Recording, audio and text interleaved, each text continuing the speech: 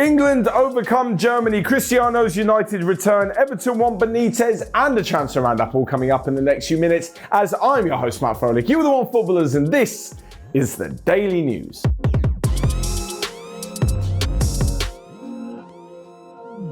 So first up, and England have finally done it. They've overcome Germany in a knockout round in a major competition after 55 years. All those penalty losses, all those devastating results against the Germans, and finally Gareth Southgate's men have done it and made it through to the quarter-final where they'll face Ukraine. They managed a last-minute headed winner against Sweden at Hampden to set up the quarter-final on Saturday night.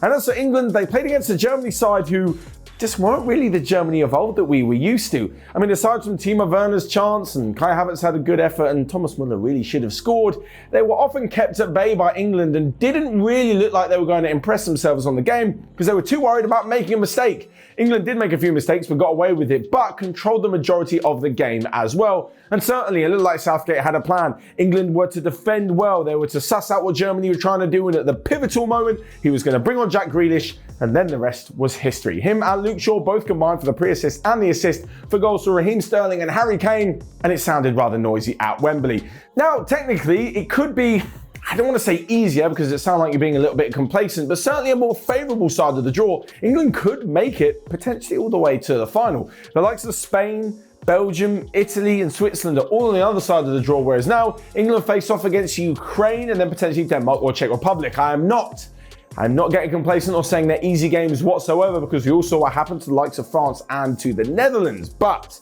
certainly England will be looking at this and thinking that maybe right now the final is an absolute minimum. As for the Germans, well, they're packing their bags and going home, and it means it's also the end of Jogi Löw's reign as manager. He said, though, that he thinks the team will be absolutely primed and ready for the next Euros in 2024, which is actually being held in Germany. He thinks that his young squad by then will be absolutely fit and firing and ready to go. That's if the new manager doesn't bring back the likes of Thomas Muller and Matt Hummels again in 2024. Don't think that's going to be happening though. And of course, don't forget you can check out all of the latest Euro 2020 content by checking out the OneFootball app and the Volkswagen OneHub. Of course, those links are, as always, in the description down below. Next up though, and to Cristiano Ronaldo and his future at Juventus, or maybe somewhere else.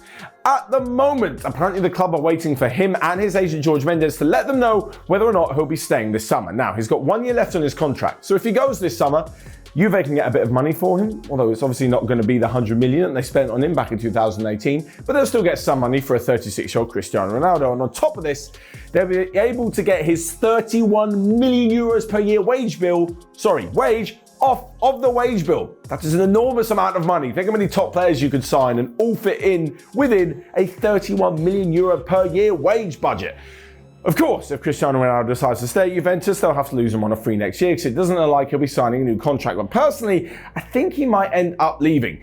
Even though Cristiano Ronaldo says he feels as fit as ever and looks like he could go on playing forever with the shape that he's in, at 36 years old, there probably is a little bit of a feeling that he's coming towards certainly the latter stages of his career, but it doesn't look like he's ready to leave European football just yet. There's probably, in my opinion, only one of two teams, PSG or return to Manchester United. Both of them are going to have to pay an extraordinary wage. He's going to have to share the limelight with the likes of Neymar and Mbappe at PSG, and at Manchester United, it looks like the fact that they may be imminently signing Jadon Sancho won't really affect whether or not they sign Cristiano Ronaldo as well. It's going to be very, very difficult to fit them all into the team, but surely a homecoming for Ronaldo to Manchester United to the Premier League would be absolute scenes. Anyway, moving on and talking about Rafa Bentiez next, the Liverpool legendary manager. FA Cup, yep. Champions League in Istanbul, what an unbelievable evening that was. And now, Everton manager? Not exactly the smartest move if you want to keep your legacy intact at Liverpool. And although he'll go down as legendary manager for the club, he's now crossing Stanley Park and going to take the reins at Goodison Park with Everton. Benitez is a fantastic manager. We've seen it over the years in the Premier League and abroad, whether working on a slightly smaller budget or a bigger budget as well. And honestly, I know we keep saying this about Everton when they bring in some good signings and have some good managers like Carlo Ancelotti, who's now back at Real Madrid. I think Rafa Bentiez will actually do very, very well. It's just that at the moment, Liverpool obviously pretty mad about it, Liverpool fans, and Everton fans also aren't overly pleased after comments in 2007 saying that he thought Everton was a small club. Well, let's just say football fans don't forget so easily. Elsewhere though, and there's another new managerial change in the Premier League, and we're not talking about Tottenham this time. No, at Crystal Palace, where former Arsenal midfielder Patrick Vieira looks to be returning to English football as the head coach at Crystal Palace. And this one, I'm all for. He's learned his trade at Manchester City as a manager. He then was at Nice, where he did actually get fired in December. And now he's stepping into the Crystal Palace job, who have released so many players, where Hodgson's moved out, and it really feels like they're letting loose of their shackles and really sort of trying to bring in a young, new, exciting attacking manager and some players as well. If Patrick Vieira does this and a very, very good job, well, who knows? Maybe we'll see Crystal Palace in the top 10 next season. Maybe that's a little bit of my sneak prediction for next season, but we'll talk about that in a few weeks anyway. Finally then, a quick round-up of the rest of today's transfer news that you might have missed. And Leeds United are very, very close to signing Barcelona left-back Junior Firpo. Elsewhere, and Arsenal are interested in bringing in Sheffield United goalkeeper Aaron Ramsdale. Fernandinho has signed a one-year contract extension at Manchester City. And Everton and West Ham are interested in Rangers Finnish midfielder Glenn Kamara. So that's all from me for today. Why don't you check out all the latest content we've got going on here and here. Until next time, I will see you guys later.